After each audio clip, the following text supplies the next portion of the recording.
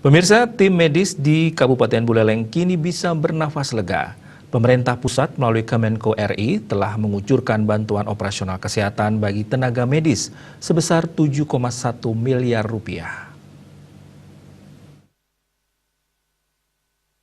Hal tersebut disampaikan langsung Sekda Buleleng sekaligus Sekretaris Gugus Tugas Percepatan Penanganan COVID-19 Buleleng Gede Suyasa. Menurut Gede Suyasa, bantuan operasional kesehatan ini berasal dari Kemenko RI dan akan segera disalurkan melalui APBD perubahan dalam waktu beberapa hari ke depan. Kedepannya, Dinas Kesehatan akan melakukan verifikasi terhadap tenaga kesehatan yang terdaftar sebagai tenaga kesehatan yang melakukan tugas menangani pasien COVID-19.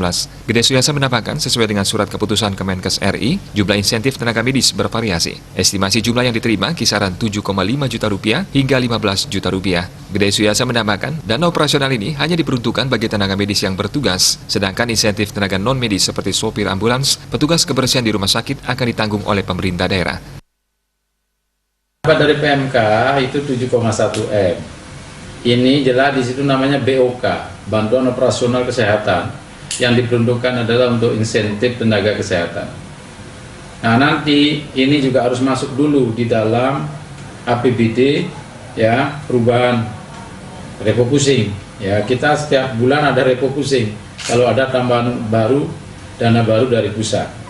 Kemudian setelah itu dari Dinas Kesehatan, ya, ini akan melakukan verifikasi kepada semua nakes yang terdaftar dalam hal menjalankan tugasnya, karena di situ ada rumusnya, berapa jumlah pasiennya apa namanya, apa PDP berapa, ODP berapa, OTG berapa yang dihandle. Jadi itu semua diatur. Ya, nanti diverifikasi dulu oleh Dinas Kesehatan untuk menentukan siapa nanti mendapat berapa insentifnya. Ya, jadi secara detail tentu belum bisa disampaikan, karena nanti secara gelondongan kami bisa sampaikan tidak dapat angka 7,1 M. Suyasa memastikan pihaknya akan segera mencairkan dana insentif bagi tenaga medis jika seluruh tahapan pada APBD perubahan sudah dilakukan. Komang Yuda, Bali TV.